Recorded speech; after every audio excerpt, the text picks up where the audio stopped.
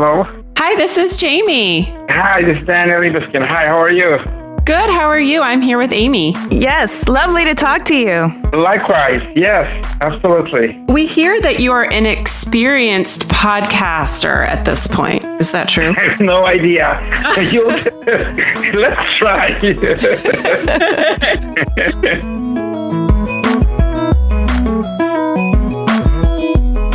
Hi, everyone. I'm Jamie. I'm Amy, and this is Clever. Today, we are very excited to tell you that we're talking to renowned architect Daniel Libeskind. You know who he is because he's an internationally prominent figure in architecture and urban design who's responsible for buildings all over the world. Commercial centers, residential towers, and notably many museums and cultural monuments, including the Jewish Museum in Berlin, the Imperial War Museum North in Manchester, England, the Denver Art Museum, and Royal Ontario Museum, among others. But perhaps he's most famous for being the master plan architect for the reconstruction of the World Trade Center site in Lower Manhattan. He was born to Holocaust survivors in Poland, immigrated to the United States as a teenager, and studied at Cooper Union and the University of Essex. He runs his architecture firm, Studio Libeskind, with his wife and business partner, Nina. He's also an artist, designer, and educator, and, fun fact, as a child, he was an accordion virtuoso. Jamie and I both found this talk to be really powerful, so we hope you guys do too. Here it is.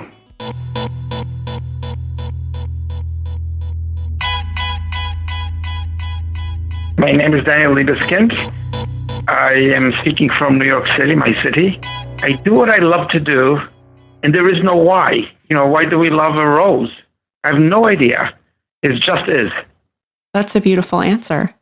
So you were born in Poland to parents who survived the Holocaust. Could you talk about what your childhood was like? I grew up in a very dim time, not only in the aftermath of extermination of my family and millions of Jews in that part of Europe, but in the aftermath of a communist dictatorship with a clear anti-Semitism born as part of its policy. So I grew up in a gray world, a world that only had glimpses of beauty in the beautiful culture of Poland and in music of Chopin and the great writings of Mickiewicz.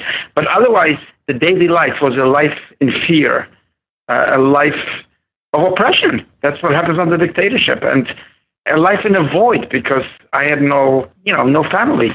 Nobody had any family left. As a young child, were you very aware of what was happening around you? Of course, we were hounded as kids because we were Jews by other kids. We knew that even as kids that we were living under an oppressive regime because my parents had to speak in whispers. My father was often called to be interrogated by the police. My mother's little shop was occupied by police checking, her modest little store, where she was a seamstress, if she was doing anything illegal. So it's a kind of a nightmarish dream now that I think about it, with these glimpses of beauty of Poland, which is ancient and beautiful.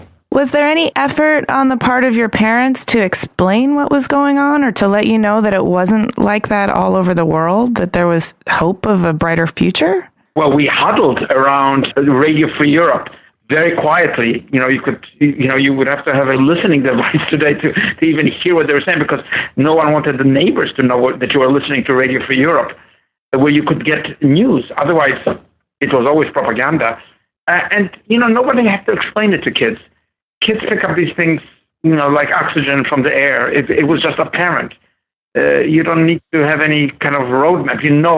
You're living in that dismal, oppressive world. And every child knows what freedom is. Every child knows what liberty is, and what it means to see smiles on people's faces or run on the street unobstructed by others who want to trip you up. Yeah, so you talked about pockets of beauty. What were some of those that you saw as a child? Oh my God, going to some of the great churches of Poland, going to Krakow and seeing the incredible city and its medieval architecture, the beauty of Zakopane and the Tatra Mountains, the countryside of Poland, which is until today intensively agriculture with the beauty of earth and farming. We loved it. It was just the other side of our experience, and sometimes we have glimpses into it when we would be taken to those places. So under the force of such oppression, are these pockets of beauty how you personally helped yourself escape despair? Well, I escaped despair by, reading books, by looking outside of my window, observing what was outside of the window. I seldom went into the courtyard. I played, sometimes with my sister, who was much older than I am, 4 years older, so I can't really say I played with her, but I invented games, imaginary games, with very, limited means. We didn't have many things. We lived only a two-room apartment where the bathtub was in the kitchen. The kitchen was smaller than my corridor today. So, you have to invent, and there's no sadness in it. It's just a world you're born into, and for you, it's the real world. Mm-hmm. So I read that you became an accordion virtuoso at a young age, and I wonder, if discovering your love of music was part of this beauty. Well, definitely. Well, music requires a great discipline, and you have to practice in order to play. And I became a virtuoso at a young age. But also, in an ironic way, it was due to the fact that my parents were afraid to bring the piano through the courtyard. So they brought me the piano in a suitcase, hidden. And that was my fate. And I loved the accordion. I loved what it looked like. I loved the sound it produced. And I was able, even at a young age, to transcribe classical music. I never played folk music on the accordion. I played Bach. I played, beautiful things. And surely music, I would say, was a huge part of my childhood and its light. Was there conflict over excelling in music, and that sort of brings you to the public forefront because you talked about feeling very secretive and on the down low as a Jew? Did you have to navigate? Excelling is kind of free. When you excel in a subject in school, when you excel in music, when you excel in drawing, which I also loved, it's recognized no matter who you are, where you come from.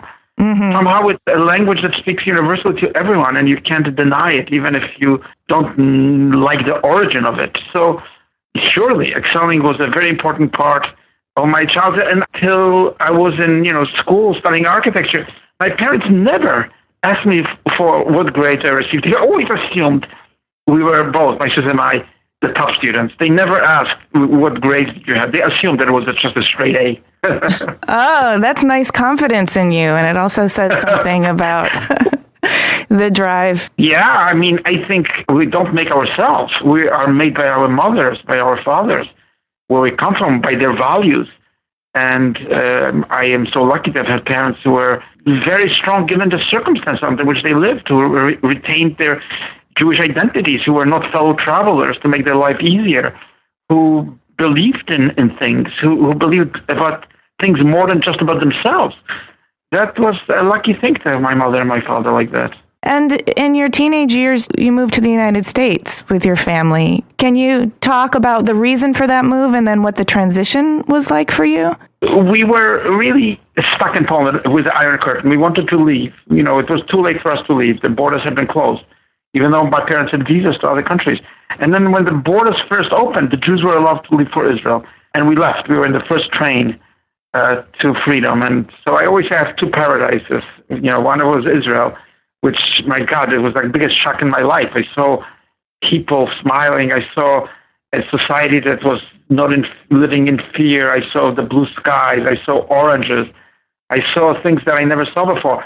And then my father's only surviving member of his family, his sister, who survived Auschwitz, was in America. And he was determined to come to America. And so we did. I love that story of moving to Israel. Did you feel embraced by society for the first time?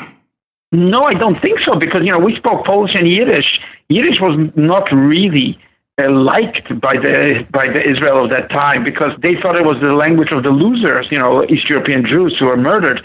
They wanted to develop Hebrew. We acquired Hebrew pretty quickly.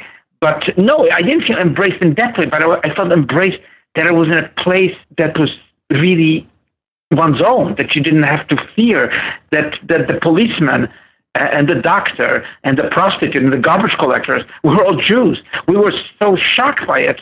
And of course, the beauty of Israel itself, just the beauty of the ocean, which I never saw in my life. Imagine how shocking it is to see stars reflect in the ocean in the evening in Tel Aviv.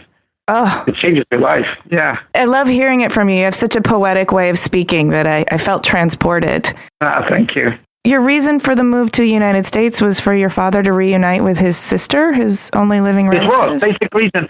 It wasn't, quite frankly, there was a conflict with my mother and my father. My father was ready to move to the kibbutz. I have a big family in the kibbutz. I also had a big family in Jerusalem. And also, my mother was an independent woman who wanted to have her little shop. And Israel was a difficult country. It was only a few years old when we came.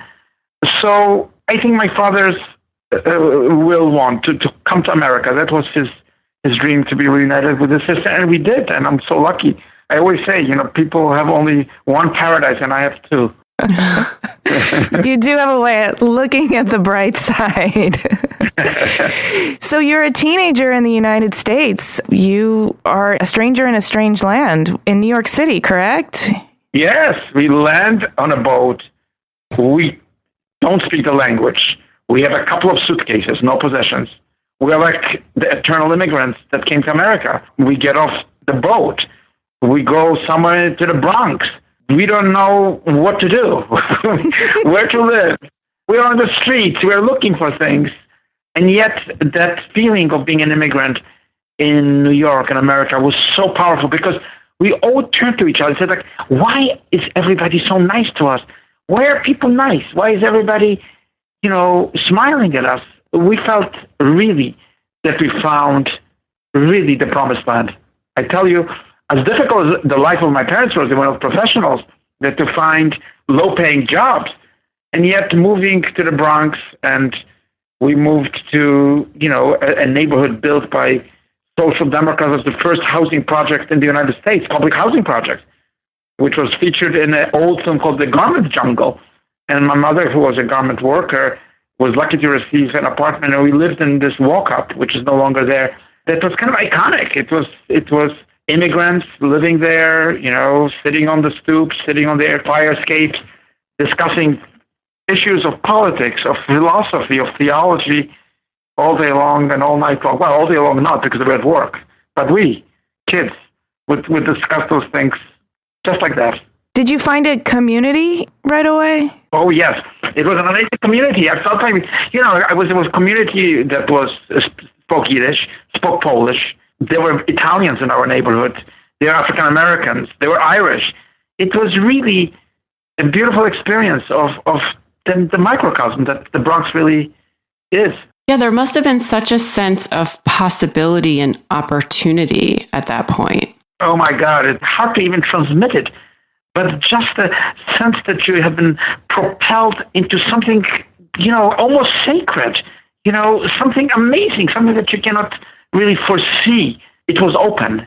The words we now use, freedom, liberty, which seem to be tired and not expressive of these things, they are exactly that. That's what you felt. Maybe you didn't express it that way as a kid, but you just felt, the wind of possibility propelling you. It's beautiful to hear that because, having been born here and growing up here, you kind of just take it for granted because it's just here and that's just your life. But to hear the excitement and the wonder and the opportunity of people who have come to the United States from other countries, specifically those who have had difficult lives or been oppressed, you realize how great it is. My father, to his dying day, he died in his, 90s. He said, if people in America knew where they were, they would bend down and kiss the earth. I will do that as soon as we're done talking. And it's true. It's true. We do take it for granted. Many of us just think it's just fine and we do X and Y. But there is no such country in the world. With all its problems, with all its inequities, there is no such country in the world whose mission is affirmation of life, liberty, and the pursuit of happiness. Wow. I feel very patriotic right now. Yes. I love America. It's not America that belongs to this group or that group or this group or that person, but it's really the America formed by such geniuses, the founders of this country. Washington could have been for life.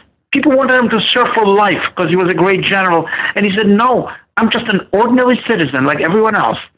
I've had my time. Now we vote for the next person. That's never happened in the world, where a powerful leader said, no, I'm just a regular person. I was just doing something of my job, and not now somebody else has to be elected. That's more than any Napoleon. That's more than any Alexander the Great. That's more than anything that's been in history. Let's talk about architecture. You mentioned that you saw some beautiful cathedrals back when you were in Poland and traveling Europe. Was there a particular moment in your life where you decided that you wanted to pursue architecture? Did you have an experience of some sort, or how were you exposed to that? Well, I had revelation. When I visited Krakow, there is a famous underground salt mine called Wieliczka, and it's an amazing experience. It was already visited by the great German romantics like Goethe and others, because it's deep underground. It's in white, and in this white salt are carved cathedrals and amazing sculptures, and reflected in black lakes that have no light. And I remember that experience when I was, 7, 8 years old, when I first descended into this white world of salt with black lakes. The kind of fantasy, the kind of magic of dreams that have come to reality definitely propelled me to art, because I was an avid drawer, painter. When I was in Israel, I painted landscapes, just what a young artist would do, painted still lifes, painted the harvesting of the potatoes in my kibbutz, and all sorts of things like that. So there were seeds, but I didn't really know about them, because when I came to the Bronx, I went, because my sister actually was a student there before me, and she told me I must go there to the Bronx High School of Science, which is a school basically specializing in the scientific subjects, in mathematics, physics, chemistry. In fact, I was this is a slight aside, I was put into a special program because this was the time of the Sputnik, 1960s. And this was a special program called PSSC, Presidential Science Study Committee, special textbooks actually signed by John F. Kennedy, to catch up with the Russians in space technology. So all my, people in my school, in the high school, went straight from high school to PhD programs at MIT, at Harvard, at the finest universities in the United States. You can skip all the banality. You can go straight to advanced calculus, straight to, quantum physics and so on. And I was kind of put into this program, even though it was really not my interest, but I was imprisoned in part of the Cold War in studying these subjects. So when I applied to School of Architecture in New York, the Cooper Union, I remember the committee asking me, why is someone with my background applying to the School of Architecture? Shouldn't I be applying to MIT or another school that would take my, straight A's from Boston School of Science and give me a fantastic education? I said, no, I want to be an architect. What an exciting time for you. I'm imagining if, high school to college, you have the oppression of Poland in your background, the world opening up when you get to Israel, and then this possibility that comes when you arrive in America. And now we're talking about going to the moon and to space. Even more. My first project, all these brilliant kids around me, first year of high school, second year of high school, by School of Science, they are doing science projects that win the Westinghouse Prize, that win their prizes for, nuclear engineering. There are prizes for new inventions that will catch up with the Russians in space technology. And what do? I bring a gigantic model, I have no idea what it told me to do it, of I think it was a half-inch scale model of a nuclear shelter, a perfect nuclear shelter, in which I employed my father, who was a pretty good artist, to even do little Campbell's soup cans, because I had the whole mother, father, 2 children, and I had all the foodstuffs that are necessary to survive an atomic attack. Remember, this was a time when we had drills for, the atomic, the annihilation, the apocalypse. You remember bringing models bomb shelters. And everybody was kind of laughing. They had these smiles on their faces. What is this person doing? We are doing these amazing abstractions that can be calculated on a blackboard. And he's bringing a wooden model, cutaway model of the perfect, double beds, the pillows, the little carpet, some of the books, the food. That was really my first unconscious architectural project. Where you really had to think the project all the way through, right down to the necessary elements for living and functioning in that space. It was like a mad project because it was super realistic. It wasn't some abstract architecture. It was done with great love for every detail. And as I said, I had the help of my father to help me paint all these elements. And now, in retrospect, it was some crazy work of art that didn't at all fit into the horizon I was supposed to go into. Sounds like you've really never been afraid to stand out. Well, I was crazy. I just wasn't interested in those calculations. Something impelled me to say, we should do something very practical to survive. Well, survival, sure. That's built into your DNA. Absolutely. So you go through architecture school and then you end up designing projects, and some of them had been described in the beginning as unbuildable, but then you did have a couple of projects that were built, the Felix Nussbaum House and the Jewish Museum Berlin. Can you describe what the path was like from school to opening your studio and then getting these first buildings realized and built? Well, there's a lot of water that has sort of fallen in between the Libeskind and this one, because it wasn't so straightforward. My first year in school at the Cooper Union, if you got into the school, you could either become an artist or an architect. And it was called the foundation year. And I fell in love with painting, with drawing, life drawing. And so I thought, I'm not going to be an architect. I'm going to be an artist. And one evening I was sitting with my mother, who had a wise mind. And she said to me, "Do you really think you want to be an artist? You'll be so poor, you won't even be able to afford a pencil. Look at Andy Warhol, he's just making the soup cans. Why don't you be an architect? Because, you can always be an artist in architecture, but you cannot be an architect in art." And in this way, as she was taking the carp out of the bathtub, she said, "In this way, you can catch two fish with one hook." And actually, really, it is my mother's advice that made me go into architecture. And then, when I graduated, and I had such fine, incredible mentors, John Haydock, Richard Meyer, Peter Eisenman, there was really luminaries in the field and an amazing network of people that I met. But after that, I felt when I graduated, with a professional degree, I felt totally ignorant because I knew about architecture, but I knew nothing about, Buddhism. I knew nothing about the early Greeks. I knew nothing about what happened in China in the 11th century. So I decided I'm going to educate myself. And I was lucky to go to further education in the School of Comparative Studies in England at Essex University with more fantastic mentors. Joseph Rickwood, one of the famous historians of architecture, Dalibor Vesely, who passed away recently, a great philosopher from Prague. I suddenly realized to do architecture you need much more. You need not just to know how to draw and how to make models and how to invent things. You need to know many other things. The field is just so vast.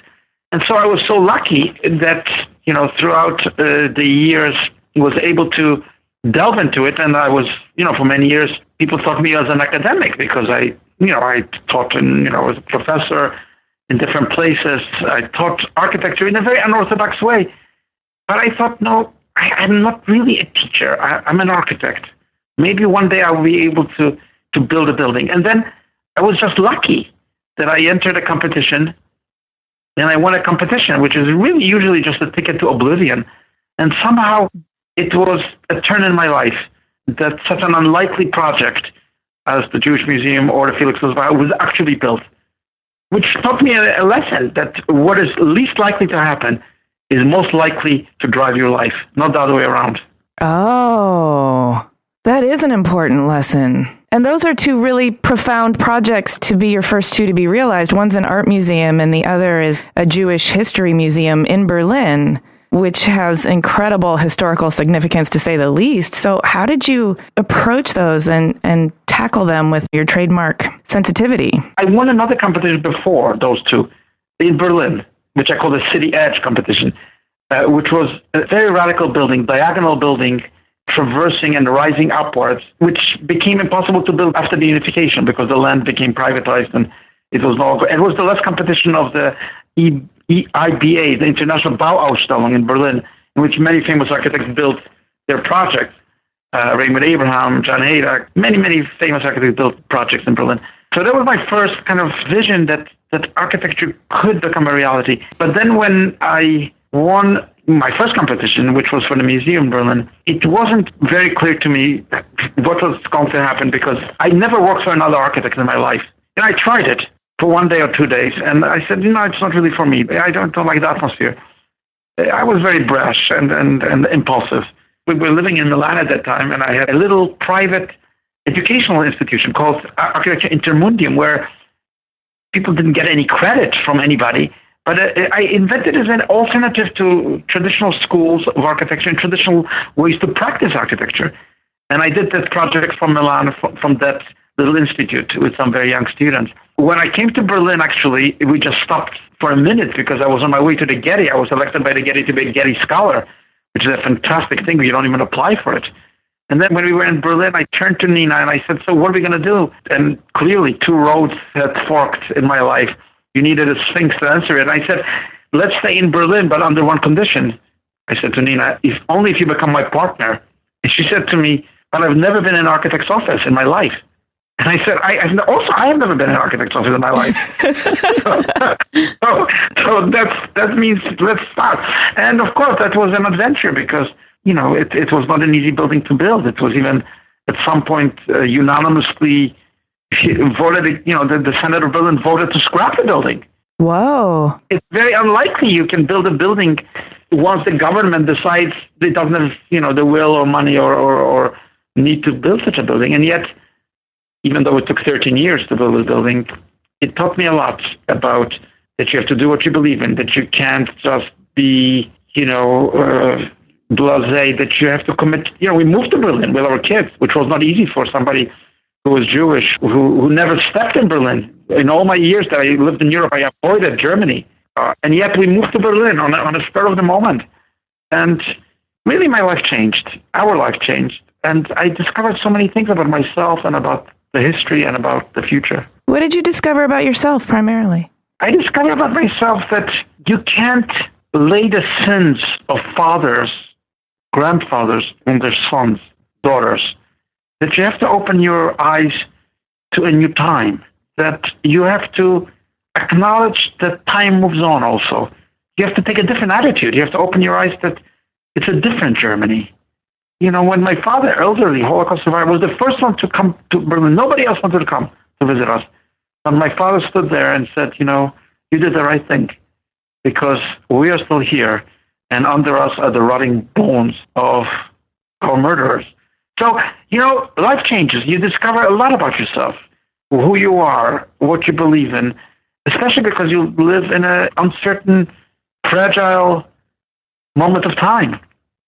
Unification of Germany, transformation of governments, transformation of sensibilities. You realize that history is not a story with a good or bad ending. It depends on what you will do.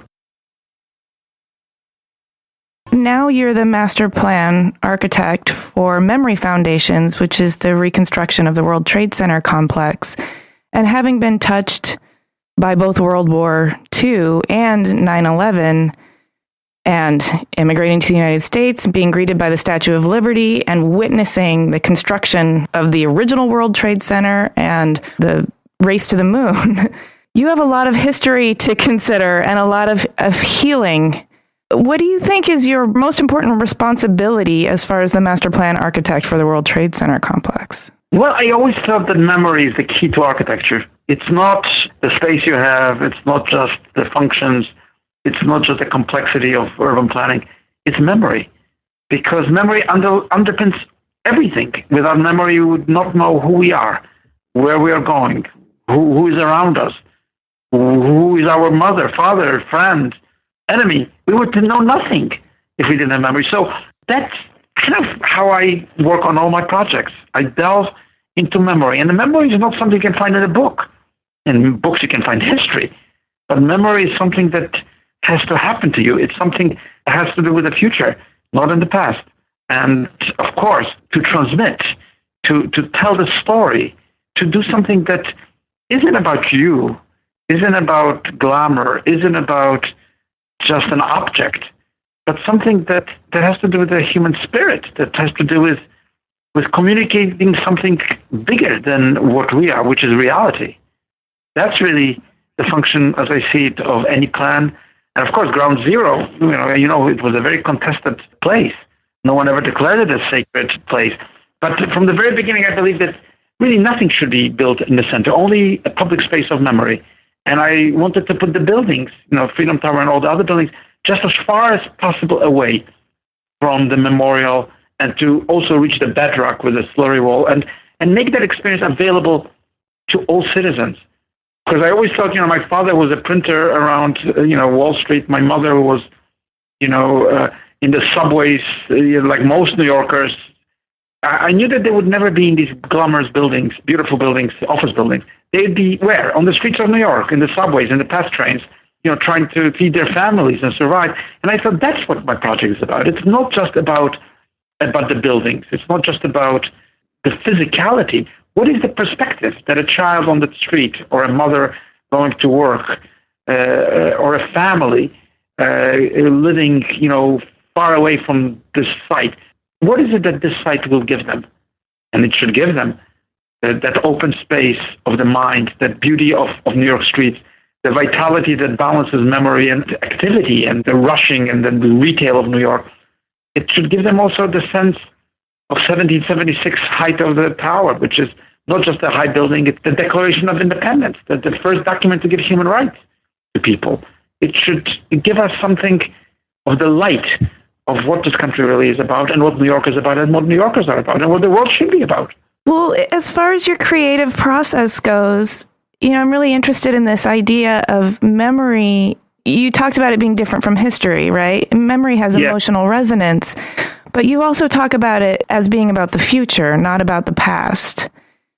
And you have said that for you, architecture is still very much about making music, just with a different instrument. That's true. Now that we've talked to you, I'm sort of starting to think of you as a composer of memory. That is beautiful. You're very right. You're a very perceptive person, because, look, when we hear music, we see the violin, we see the cello, we see the tuba or the saxophone, the piano, but we don't see the music. We see the object, but we don't see the music. It's the same thing true in architecture. We can see the walls, we can see the concrete, the glass, the pavement, but we cannot really see the architecture, because the architecture is in the atmosphere. It's in the ineffable, in that space that is not measurable by any device except your own heart. Mm-hmm. And I know when entering some of the most magnificent buildings, or even when you're just on a real estate hunt and you're trying to find a building that you can call home, when you walk into that space, there's something undefinable that talks to your subconscious about whether that can be home for you or not. I always think that spaces, good ones, great buildings, great public spaces, great cities, are smarter than we are, because they remember what we forgot. And they trigger in us that forgotten memory where we suddenly become part of a social community that has really a depth and a density of meaning that we were hardly aware of before. So your work often deals with healing communities. And I've also noticed with your adeptness with memory and emotional resonance, you make choices with your buildings to honor and validate the trauma of the community as opposed to glossing over it. But you don't dwell in it or in any way sort of celebrate victimhood. They really feel like tributes to the strength needed to move forward. Or at least that's my take. It's true. Because if you did not believe in the future, if you were not an optimist, you should not be an architect. If you could only dwell on the irreversibility of the past, you would give up. There'd be nothing to do. Only if you're a believer that every foundation that you set is going to produce something better, give somebody a share of something meaningful, can you be an architect? So I always say the only thing you need for architecture is optimism. That's, you don't need anything else, actually. That's the only thing you need to have. And then everything will follow quite naturally. You'll acquire the mathematics, you'll acquire the knowledge, you can learn to draw, you can find the computer programs that allow you to calculate. But the one thing that no machine and no robot and no virtual reality will ever give you is that look towards the clearing of the sky, the free flight of the eagle into the center of the sun. Something like that cannot be gotten from anywhere. It has to come from you or from the world. In developing these cultural monuments that endure for a long time and are going to communicate or evoke memory in future generations, how are you able to think in the future for people that aren't directly connected to something like 9/11? Because, that happened in our lifetime. But in future generations, how do you approach designing a space for them so that they can walk in and instantly make a connection or feel that memory, even though they weren't a part of that moment? Great question. Well, architecture is a language. It's not a language of words. It's a language of light. It's a language of temperature. It's a language of acoustics, a language of proportions, language of materials. And you can use that language to tell a story. And basically, to me, architecture is a storytelling profession. I only discovered late in my life from my father that his father was one of these poor itinerant storytellers that went from shtetl to shtetl, from village to village, telling stories from an older tradition. And I think that's not so far from what I believe architecture is. It is a storytelling profession. It has to communicate something beyond itself, beyond its facades, beyond its windows, beyond its materials. It has to communicate something that only architecture can communicate. No book can ever communicate, or a movie, or game. Something that only architecture, because it's in this world, it's in the earth, it's in the sky, it's just what it is. It has to communicate that story somehow by using these, what seems to be limited means comparing to words, and yet very, very important means. I want to switch gears for a moment and talk a little bit more about your personal life. So your wife, Nina, is also your business partner. Could you tell us how that collaboration works? Well, it either works or it's a divorce. I know a lot of architects and wives who try to work who are divorced, or where the wife and husband really work in different kind of departments. One is doing the accounting or something, and the other one is doing design. But I'm so lucky that my wife, Nina, is not just a partner doing something, somewhere else. She's not behind me. She's beside me. I would never do what I do without her and without the amazing creative teams from all over the world that I've been so fortunate to work. Most architects talk about themselves as if they did all the work. But let's be honest. This work could never be done without real creativity of people who are artists, poets, engineers themselves, because it's such a big undertaking to create even a small building. So I'm very lucky to work with her because, I always say I'm so lucky because I have a telephone and I have only one telephone number on the telephone, which is my wife. That's the key to a successful marriage. Well, it is, because I tell you, quite frankly, I would be terrible if I had to go to the meetings, if I had to go to the lawyers, if I had to negotiate contracts, if I had to do all the things that really normal architects have to do. But I have a partner that really does what she's brilliant at and what I would really be horrible at. Because, if somebody said, Mr. Libeskind, for this building you will get 2 cents, I said, great, fantastic. And she would have to nudge me and say, are you stupid? You can't do it for 2 cents because you can't pay. So anyway, sometimes naivete, usually people use it derogatory way, but there is a virtue to naivete because, if you remain knowingly naive, you protect yourself. You can enter the realm of the arts. And I think all the great artists, writers, poets, there is a naivete I see there. They are not very clever in the world. And yet, how lucky to be with a partner who can guide you, can help you in dark moments where you would really be in despair, to say, no. And by the way, we are total opposites. Even on the zodiac chart, I'm born May 12th, she's born November 13th. We are complete opposites. When she says something is great. I think it's terrible. When she says this, a very honest person, I say, no, this is a terrible person. So, it's a balance. That sounds like a wonderful set of complementary strengths. We have so much fun. That's key. That fun sounds like key. And that kind of segues into my next question. In order to have the professional stamina to see these projects through the multi-year cycle it takes for them to be fully realized, in order to navigate all the poets and magicians and artists and creative people around you that make up your team, and in order to navigate your own internal neuroses like fear, doubt, dread, and just external frustrations, what would you say is your most effective personal navigation system? Is it optimism? Is it intuition? I'm not neurotic. I'm very calm. I have a really, more of probably a Taoist attitude, because I never had a goal in my life. Most business gurus tell you to have a goal and then to try to reach your goal. But I never had a goal in my life. I always had a path. And the idea of a path is, don't let people take you away from the path, whether they pull you to the right or to the left. Stay straight on that path. And you don't know where the path will lead you, but whatever it is, the path itself is meaningful. That's how I would say I've behaved. That's what I've done. I've never sought for things. I never had goals. I never wanted to do this or that. It was, you have to let the reality take over. What keeps you on the path? How do you not deviate? It's like an acrobat on a high wire. It takes a lot of practice, and you have to take the risk that you might fall, but you have to take the risk. Without the risk, you would never be able to do it. I have never strayed from my path. There are a lot of temptations around, but I've never strayed from my path. Not willingly. Okay. I would like some of what you have. At least you try. And of course, no one is perfect, and perfection itself, is a form of imperfection.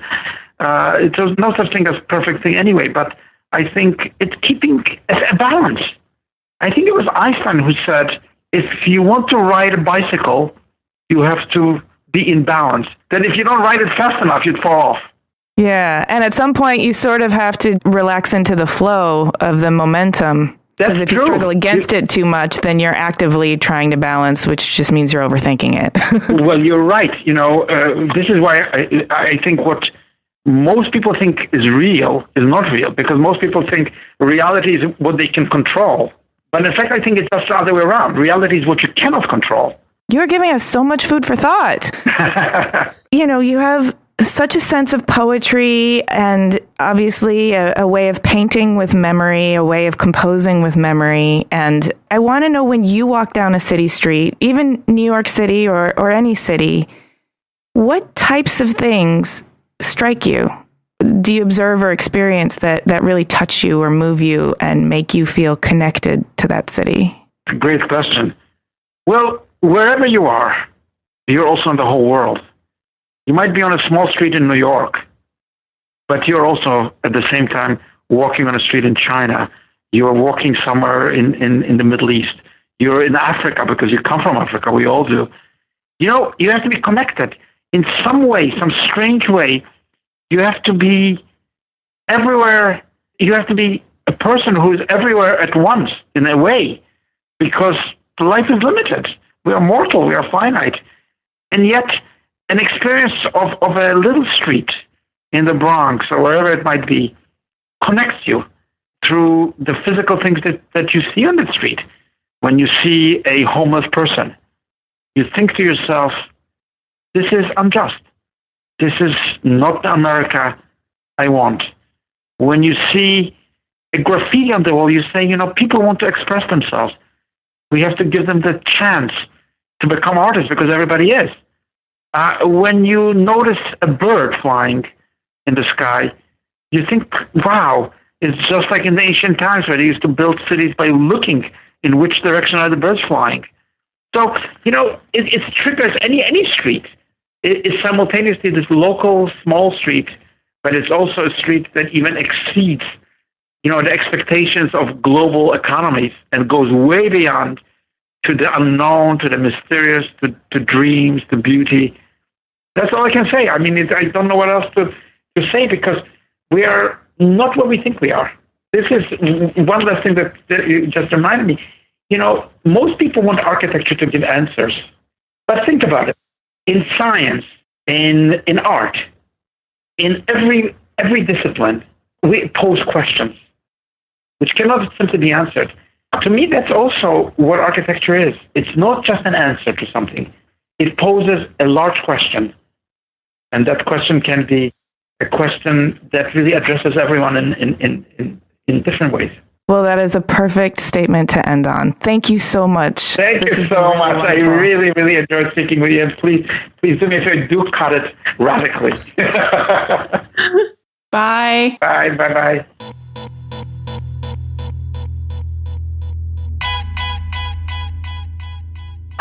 I need to take a minute. It was kind of overwhelming. It was so overwhelming. I've never scribbled so many notes before on any call that I've been on, like meaningful notes that I'm going to go back and look at and remember for a long time.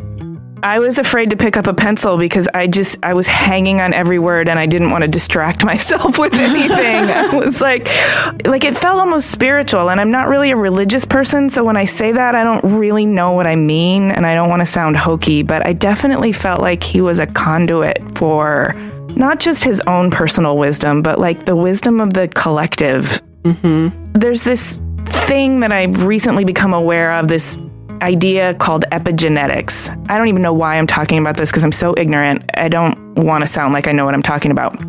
But epigenetics, as I understand it, is basically genes expressing themselves differently through generations based on external environmental factors, not DNA, not changes to DNA. So what that means is, I think, again, I don't want to pretend like I know more than I do, but I think that means that major traumas like the Holocaust, like World War II, like 9/11, can actually express themselves in future generations in how their genes express through their cells.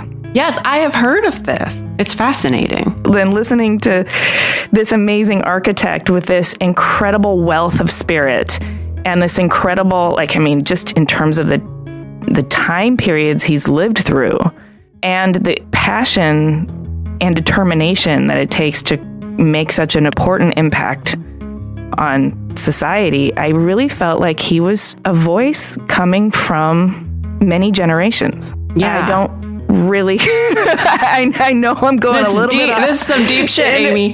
Into the ether here.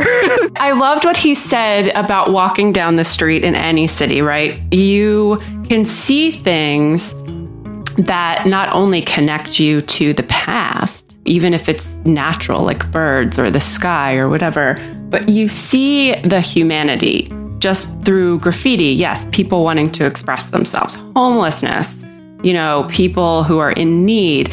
And it's like a unity of emotion, and it's like the representation of humanity. And I think he was saying, you can see the interconnectedness of us all just by walking down any city street.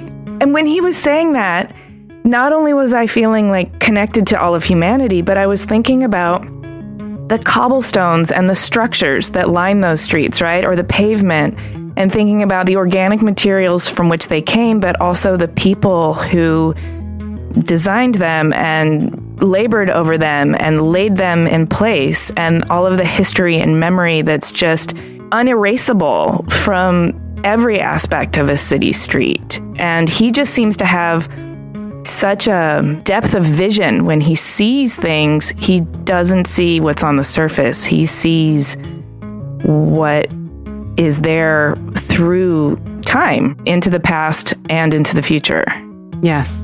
So much good stuff. I really wanted him to tell me what the secret to staying on the path is.